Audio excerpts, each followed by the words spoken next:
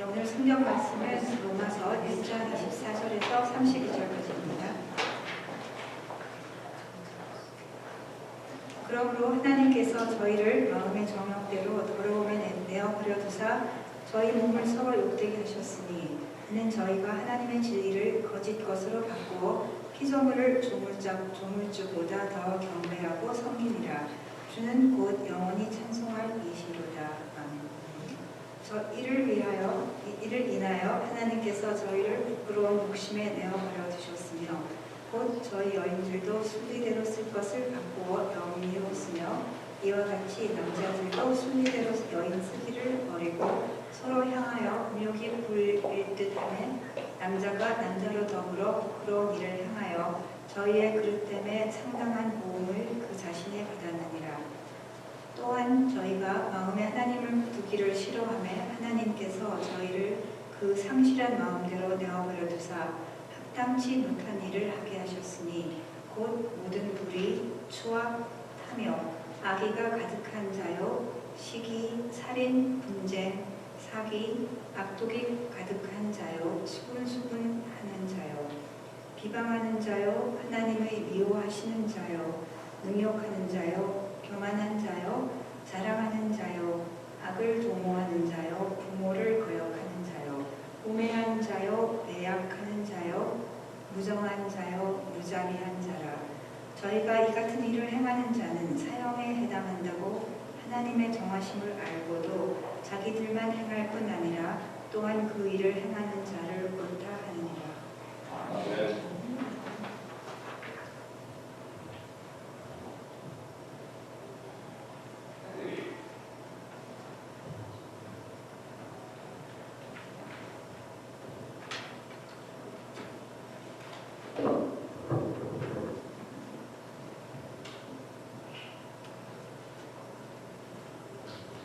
지난주 말씀에 저희는 하나님의 진노가 지금도 나타나고 있다고 같이 살펴보았습니다. 특별히 하나님을 하나님으로 합당히 경배하지 않는 사람들, 우상을 섬기는 사람들에게 하나님의 진노가 지금도 나타나고 있다고 말씀을 통해서 같이 살펴보았습니다. 인간의 비참함은 하나님을 예배하는 대신에 피조물을 섬기고 우상 숭배에 빠졌다고 바울이 지적하고 있는데, 지금 현대에서는 저희가 나무나 철이나 동이나 그런 것으로 우상을 진짜 만들지 않고 거기서 절하지도 않습니다. 그러면 이 시대에 과연 우상은 무엇일까?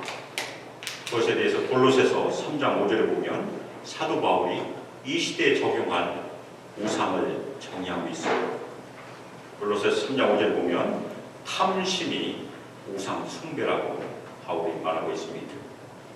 왜 탐심이 우상 숭배가 될까요? 탐심은 경배를 받으실 하나님의 자리에 자기 자신을 두기 때문에 우상 숭배가 됩니다. 자신의 욕심, 자신의 위, 심지어는 자기가 가장 사랑하는 것, 어떤 때는 재물이 될 수 있고 어떤 때는 자녀도 우상이 될 수 있어요. 자녀가 하나님 자리에 가 있으면 우상이 될 수 있습니다. 하나님께서는 그걸 싫어하세요. 예수님께서 하나님과 다른 것을 겸하여 섬길 수 없다고 분명히 말했습니다.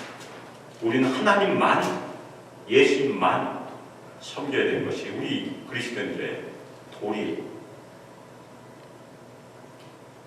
사도 바울은 오늘 말씀에서 하나님께 합당한 영광을 드리지 않고 경배를 드리지 않는 사람들에게 임하는, 나타나고 있는 하나님의 심판에 대해서 세 가지로 말씀을 하고 있습니다. 불경건하며 불의한 사람들이 이 땅에서 어떤 어려움에 처하고 있는가, 어떤 심판을 당하고 있는가가 오늘 말씀의 아주 중요한 주제입니다. 특별히 그 말씀을 전할 때 바울이 똑같은 말을 3번 반복합니다. 내버려 둔다. 어떤 것은 버린다는 뜻도 되고 넘겨준다는 얘기도 됩니다. 특별히 죄진 사람을 감옥이나 경찰이나 법정에 넘겨주는 그 용어를 사도 바울이 3번 반복해서 사용하고 있습니다. 그 중에 첫 번째가 24절입니다. 하나님께서 사람들을 더러움에 내버려 두었다. 더러움에 넘겨주었다는 얘기입니다. 사도번 24절 시작할 때 그러므로라는 말로 시작합니다. 그러므로는 앞에 있는 내용을 지칭해요. 사람들이 하나님께 합당한 영광을 드리는 대신에 피조물들에게 예배를 드리는 것, 그것 때문에 하나님께서 사람들을 더러움에 내버려 두신 것입니다.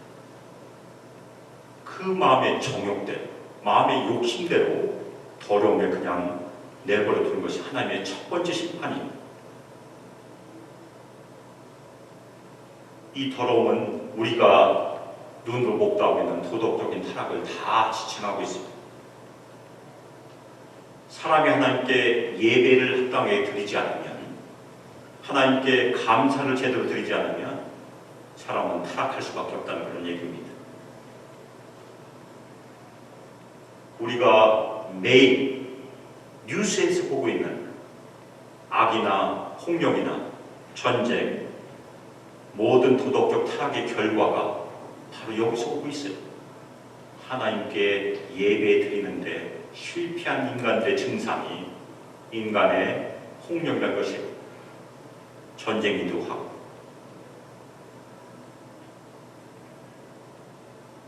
그런데 그 결과가 24절에 나와 있습니다. 사람들의 몸이 그들 중에서 모욕을 받도록 하셨다. 성경은 몸을 더럽다고 하지 않아요.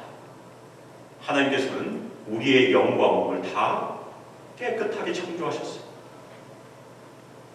그런데 하나님의 심판은 우리가 가지고 있는 이 육신이 더럽게 내버려 두신 일로 심판을 주십니다. 몸이 모욕을 받는 것은 우리가 이 세상에서 경험하는 여러 가지 악행들을 의미해요. 그 목록들이 신약성경 곳곳에서 발견이 되는데 그 중에 예수님의 말씀에서도 저희가 발견할 수 있습니다. 그것이 마태복음 15장 19절입니다. 마음에서 나오는 것은 악한 생각과 살인과 간음과 음란과 도둑질과 거짓 증언과 비방이니. 아마도 저희가 악한 생각까지 들을 때는 안심할 수 있을 것 같아요. 그런데 그 다음 나오는 예수님의 목록은 이 세상에서 보고 있는 악의 증상들이, 살인이 있고 간음이 있고 음란이 있고 도둑질이 있고, 예수님 때나 지금이나 세상은 악합니다. 바울은 더 긴 목록을 여러 곳에서 얘기하는데 그 중에 하나가 갈라디아서 5장 19절에서 21절까지 긴 목록이 있습니다. 오늘 말씀 후반부에서도 29절에서 31절까지 아주 긴 목록이 있습니다. 갈라디아서 5장 19절 21절 육체의 일은 분명하니 곧 음행 것, 더러운 것과 호색과 우상 숭배와 주술과 원수 맺는 것과 분쟁과 시기와 분냄과 당진 것과 분열함과 이단과 투기와 술 취함과 방탕함과 또 그와 같은 것들이라. 전에 너희에게 경계한 것 같이 경계하노니 이런 일을 하는 자들은 하나님의 나라를 유업으로 받지 못할 것이요. 우리가 하나님께 합당한 예배를 드리지 않으면 인간은 이런 더러움에 빠지게 된다는 것입니다. 더러움의 구덩이에 빠지는 것입니다. 아무도 구해줄 수가 없어요. 바울은 25절에 사람이 더러움, 모욕에 빠진 이유를 다시 한번 설명합니다. 앞에 있는 내용과 비슷하지만 더 발전된 내용이에요. 사람들이 하나님의 진리를 거짓 것으로 바꾸었다. 그래서 피조물을 조물주보다 더 경배하고 섬기기 때문이다. 그렇게 설명하고 있습니다. 경배하고 섬긴다는 것은 비슷한 말이지만 약간 다른 말입니다. 첫 번째 경배한다는 말은 하나님을 존경함으로 두려워한다. 우리가 경외한다는 말이에요. 근데 두 번째 말은 진짜 예배를 의미합니다. 종교적인 의식을 얘기해요. 그래서 사람들의 잘못은 하나님을 존경하고 하나님을 경외하는 대신에 하나님께 예배를 드리는 대신에 다른 대상을 두려워하고 다른 대상을 예배한다는 얘기예요. 그것이 우상숭배. 어떤 형태로든 하나님 대신에 다른 것을 섬기면 우상숭배예요. 사람이 하나님의 진리를 거짓 것으로 바꾼 시초는 아담과 하와부터 시작이 돼요. 하와는 에덴 동산 중앙에 있는 선악을 알게 하는 나무의 열매를 따먹지 말라는 하나님의 음성을 듣지 않았어요. 또 하나, 먹으면 반드시 죽으리라는 하나님의 경고의 음성도 듣지 않았어요. 대신 누구의 음성을 들었습니까? 뱀의 음성을 들었어요. 너는 먹어도 죽지 않을 것이라는 뱀의 음성을 들었어요. 그래서 옆에 있는 아담에게 얘기하자. 아담이 누구의 음성을 들었습니까? 하나님의 음성을 듣는 대신에 하와의 음성을 들었어요. 아내의 음성을 듣고 그 열매를 같이 먹었어요. 만일 아담이 그 순간 아니 하나님께서 절대로 먹지 말라고 하셨어요. 그 열매 먹으면 우리는 반드시 죽을 거야 라고 말렸다면 우리 사람의 역사는 달라졌을 것입니다. 그런데 같이 하나님의 말씀을 듣는 대신에 뱀의 얘기를 듣고 열매를 따먹었어요. 그래서 우리 인간은 악의 부렁텅이에 빠져 있는 것입니다. 하나님의 말씀을 듣고 하나님을 경배하는 대신에 뱀이란 피조물의 얘기를 듣고 피조물을 섬기는 것을 바꿨다는 얘기. 그것이 거짓 것입니다. 우리 모두도 자신을 살펴보길 바랍니다. 우리가 매일 누구의 음성을 제일 많이 듣고 있는가? 우리 하루 중에 일정 시간을 따로 떼어놓아서 하나님의 음성을 듣고 있는지 아니면 하나님의 음성을 무시하고 세상의 목소리를 듣고 있는지 살펴보시기 바랍니다. 우리가 비록 거듭난 그리스도인들이지만 계속해서 세상의 목소리를 듣고 있으면 세상이 주는 음성을 듣고 있으면 우리도 곁길로 가게 돼 있어요. 그래서 우리는 매일 하나님께 무릎 꿇고 그분의 음성을 반드시 들어야 됩니다. 우리가 우리 육신의 건강을 위해서 매일 양식을 먹고 있습니다.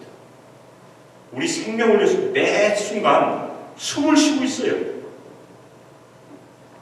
그런데 우리 영적인 생명을 위해서 기도를 하지 않고 말씀을 먹지 않으면 우리도 죽게 되어 있습니다. 메말라하게 되어 있습니다.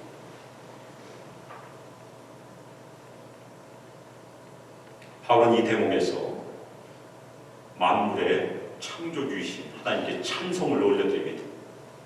그런데 신약성경 곳곳에서 바울이 그렇게 하고 있어요. 왜냐하면 바울은 유대인이기 때문에 그래요. 여호와 하나님의 성호가 성경에 기록이 되어 있으면 유대인들은 온 맹무새를 다시 가다듬고 무릎을 꿇고 하나님께 경배했다고 저희가 보통 이해합니다. 바울이 이 대목에서 창조주 하나님의 이름이 등장했기 때문에 하나님을 찬양합니다. 주는 곧 영원히 찬송할 이시로다. 아멘. 저희 그리스도인들도 바울과 똑같아요. 저희가 이 땅에서 해야 될 중요한 일이 무엇입니까? 가장 중요한 일은 영원히 하나님만 경배하고 하나님만 섬기도록 부름받았습니다. 다른 것은 우리가 다 사용할 수 있는 것입니다. 두 번째, 하나님의 심판은 우리 사람들을 부끄러운 욕심에 내버려 두었다고 설명하고 있습니다. 그런데 그 말을 시작할 때 이 때문에라고 하면서 또 시작을 해요. 이유가 있어요. 하나님의 심판의 이유는 항상 성경에 기록이 되어 있습니다. 사람들이 하나님을 존경하고 두려워하는 대신에 하나님을 예배하는 대신에 피조물을 두려워하고 피조물을 섬겼기 때문에 사람들을 부끄러운 욕심에 내버려 두셨다는 얘기예요. 그런데 그 부끄러운 욕심에 내버려 둔 한 가지 예가 성경에 등장합니다. 그것이 성적인 죄악입니다. 그 당시에 로마 시대에서는 아주 흔했던 그런 죄악입니다. 그 사람들은 죄처럼 여기지도 않았어요. 그런데 먼저 여자들이 순리대로 쓸 것을 영리로 바꾸었다. 자연적인 질서를 거꾸로 뒤집었다고 얘기합니다. 근데 여기서 쓸 것이라는 이 말 자체가 헬라 문서에서는 성적인 관계를 지칭하는 말로 종종 사용이 됩니다. 또 하나 순리란 말, 영어로 얘기하면 내추럴 오더고 피직스란 말, 물리란 말이 여기서 나왔어요. 저희가 태어나면서 원래 보유하고 있는 상태가 순리예요. 그럼 성경대로 얘기하면 순리는 무엇입니까? 하나님께서 창조하실 때 제정하신 창조의 질서를 의미해요.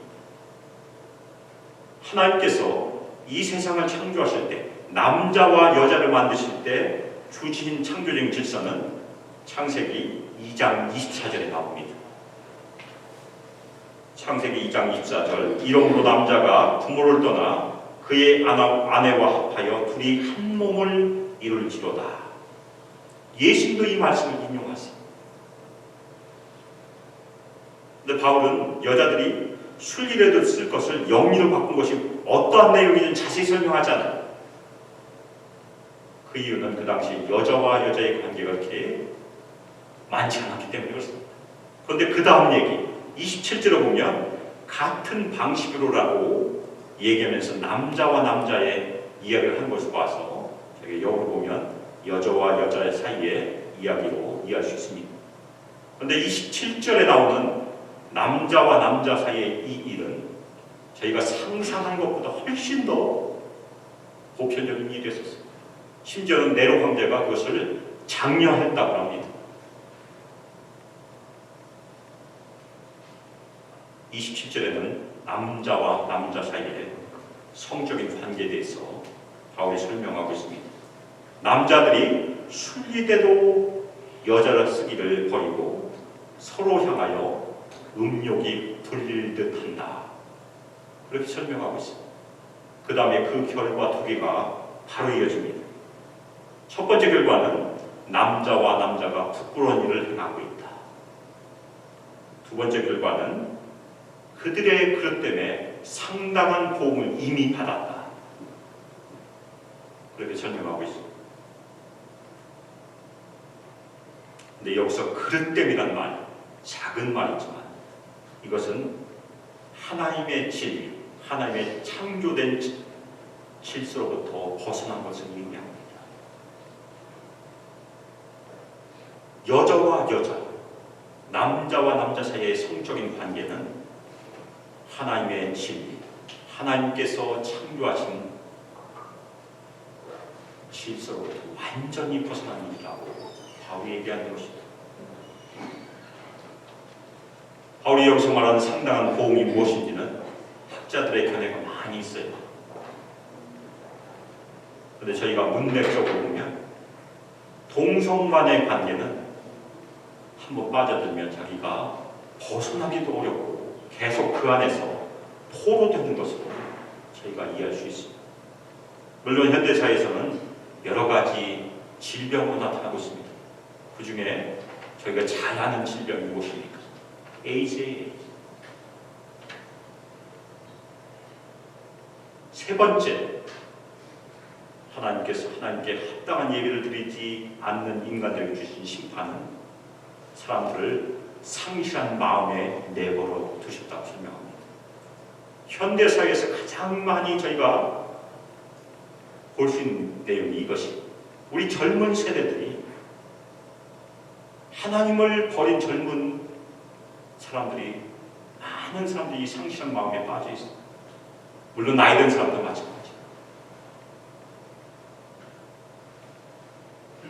왜 그 젊은 상실한 마음에 빠졌습니까? 28절에 보면 사람들이 하나님을 그들의 마음에 두기를 싫어했다고 우리 성경 번역을 하고 있습니다.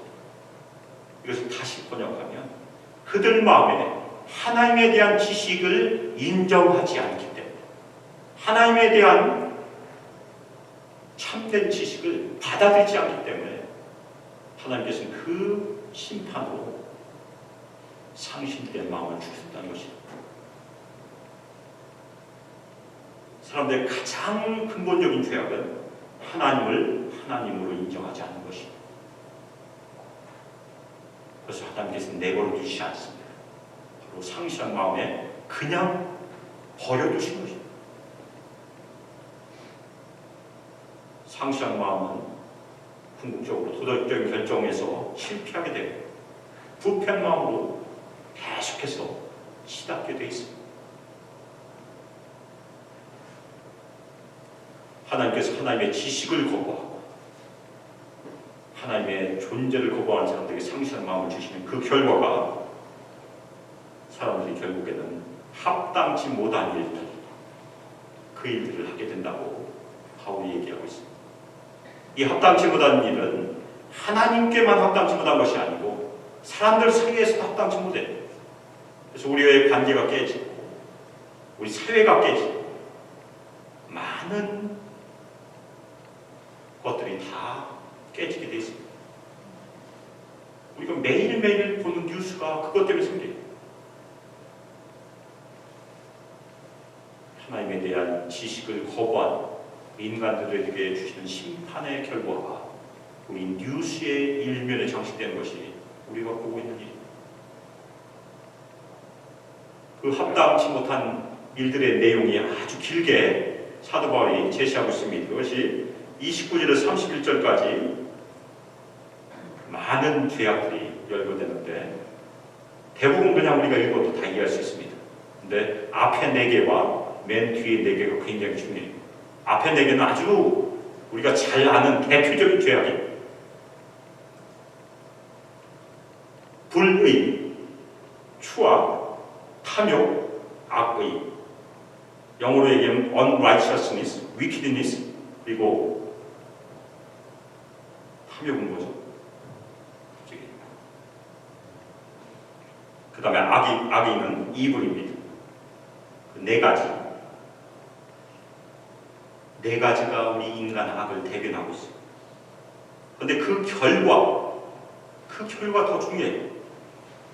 31절 끝에 나와 있는 4가지 악들은 전체적인 악들의 결과처럼 보여집니다. 우리 성경은 이해하기 좀 어렵기 때문에 제가 원어에 가깝게 번역하면 4가지 없는 것, without이 이해가 없고 신뢰가 없고 사랑이 없고 자비가 없다. without understanding, without trust, without love, without mercy.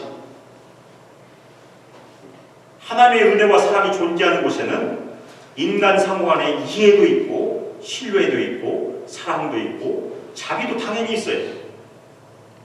그렇지만 하나님의 은혜와 사랑이 떠나는 순간 가정에서도 사회에서도 교회에서도 이해가 사라지고 신뢰도 사라지고 사랑도 사라지고 자비도 사라지는 것입니다. 그것이 사도 바울의 지적이에요. 그것이 근원이 어디서부터 시작이 됐습니까? 왜 우리 인간 세계는 이것들을 경험해야 됩니까? 하나님을 합당하게 예배드리지 않았기 때문에. 그것이 근원입니다. 하나님을 하나님으로 여기지 않고 하나님께서 받으실 합당한 영광을 드리는 데 실패한, 감사를 드리는 데 실패한 인간들에게 주는 죄의 결과들입니다. 심판의 결과들. 인간 상호 간의 이해도 사라지게 하시고 신뢰도 사라지게 하시고 사랑도 사라지게 하시고 자비도 사라지게 하신다. 그것이 바로 지옥입니다. 이 땅에서 지옥을 경험할 수 있으면 바로 이 4가지가 될 것입니다. 근데 사도 바울이 여기서 끝나지 않고 인간의 죄악은 우리가 생각한 것보다 더 깊다는 것을 32절에 결론적으로 얘기해요. 32절에 보면 사람들이 자신들의 행하는 일의 결과는 마지막 날 하나님의 심판으로 사형에 해당한다. 지옥에 갈 수 있는 것이다. 죽음에 해당한다. 다 알고 있어서 자신들만 행하면 자신들만 죽음의 끝이잖아요. 옆에 있는 사람들도 장려하고 격려한다는 것이 더 문제입니다. 혼자만 들어가면 되지. 왜 남도 끌고 들어갑니까? 바리새인들이 뭐라고 지적을 받았습니까? 소경이 자기만 망하면 되지. 남 붙잡고 같이 망한다는 얘기. 인간의 악의 무서운 것은 바로 여기 있습니다. 스스로 자신의 잘못을 알고도 뉘우치지 않고 오히려 그것을 더 장려하고 옆 사람도 같이 끌고 들어간다는 것이 점점 악을 쌓는 그런 일이 되는 것입니다. 궁극적으로 하나님의 진노는 더 클 것입니다. 하나님의 은혜가 사라지면, 하나님의 사랑이 사라지면 우리 모두도 이것을 경험할 수 있습니다. 오늘 사도 바울은 하나님의 진노가 어떻게 우리에게 나타나고 있는지 세 가지로 설명하고 있습니다. 그 중에서 세 번째, 상실한 마음 꼭 기억하시길 바랍니다. 우리 마음이 왜 허망하고 방황하고 있습니까? 하나님을 제대로 예배하지 않는 것입니다. 우리 모두 그리스도인들은 이미 은혜로 구원받았습니다. 아멘입니까? 그러면 우리가 인간의 비참함의 원인이 되었던 곳으로 다시 돌아가면 안 돼. 은혜를 받았는데 다시 죄를 짓지 않아야 된다고 바울이 이미 로마서에서 얘기하고 있어요. 우리도 마찬가지. 왜 인간이 계속해서 심판을 받고 있는지 그 원인은 하나님께 합당한 예배를 드리는데 실패했다는 것입니다. 그럼 우리가 예수를 믿었으면, 하나님의 아들과 딸이 됐으면 예배에서 계속 합당한 예배를 드리는 일에 성공해야 된다는 것입니다. 따라서 오늘 말씀을 통해서 우리가 먼저 새겨야 될 것은 공적인 예배이건 개인적인 예배이건 하나님께 합당한 예배를 올려드려야 된다는 것입니다. 합당한 예배의 자세에 대해서 우리가 경배와 감사는 다 잘 알고 있고 우리가 그렇게 잘 드리고 있습니다. 그런데 이 공적인 예배에 오기 전에 우리가 꼭 해야 될 일을 얼마나 하고 있는지 저희 자신을 살펴보시길 바랍니다. 우리가 이곳에 도착하기 전에 우리는 이미 하나님께 무릎 꿇었어야 돼요. 일주일 동안 우리 삶을 고백하고 회개하는 일을 이미 하셨어야 된다는 얘기입니다. 그래야 하나님께서 우리의 예배를 받아주시기 때문입니다.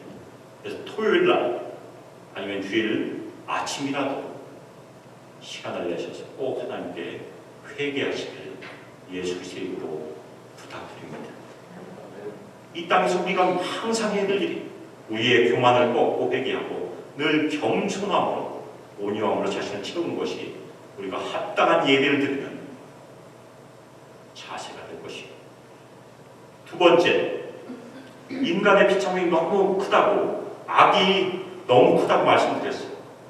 그렇지만 하나님의 은혜는 그것보다 훨씬 더 큽니다. 아무리 우리가 악의 구렁텅이에 빠져 있더라도 하나님께서는 하나님의 손을 내밀어 우리를 이끌어내실 수 있는 전능하신 분이세요. 그래서 우리가 구원받은 것입니다. 하나님의 은혜는 한계가 없어요. 하나님의 사랑은 어떤 어둠이라도 뚫고 들어가서 빛을 비출 수 있다는 것을 꼭 기억하시길 바랍니다. 그래서 우리가 빛에 있는 것입니다. 그러면 우리가 해야 될 일이 무엇입니까? 아직도 어둠에 있는 사람들에게 그 빛의 소식을 전하는 일이 우리가 해야 될 일입니다. 아직도 죄악의 구덩텅이에 있는 사람들에게 은혜의 소식을 전하고 예수님의 구원의 소식을 전하는 것이 우리가 이 땅에서 꼭 해야 될 우리의 책무입니다.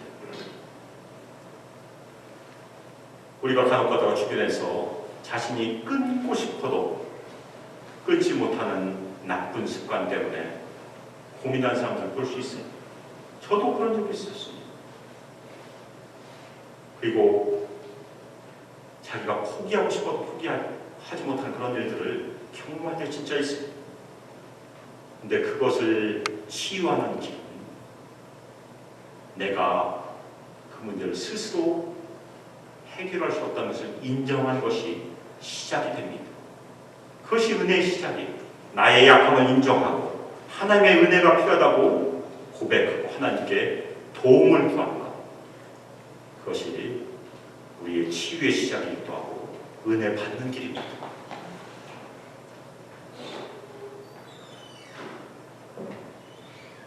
하나님께서는 어떤 흉악한 죄라도 어떤 어려움이라도 회개하며 하나님의 도움을 구하면 반드시 고쳐주십니다.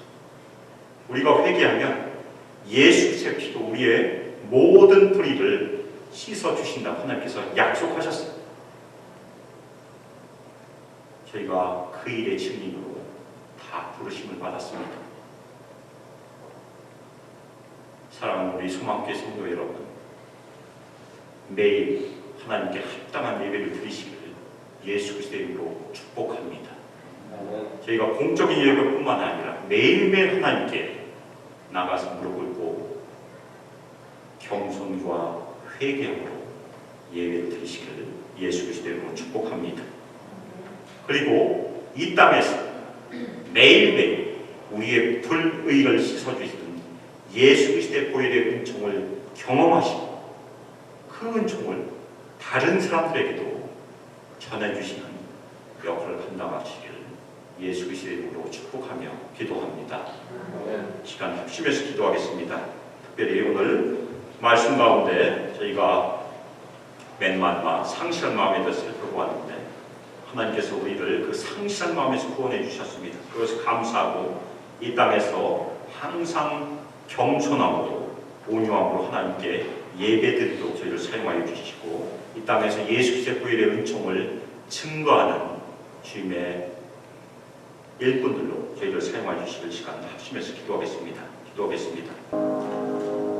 이제는 주 예수 그리스도의 은혜와 하나님의 사랑과 성령 하나님의 교제하심이 이 땅에서 저희를 구원하신 하나님의 은혜에 늘 감사하며 늘 겸손함으로 회개함으로 하나님께 합당한 예배를 드렸으니 예수 그리스도의 증인이 되기를 결단하며 이 예배당을 떠나는 저희 수많은 성도들 하나님의 아들과 딸들 위해 함께하기를 주 예수 그리스도의 이름으로 축복하며 기도 올려드립니다. 아멘.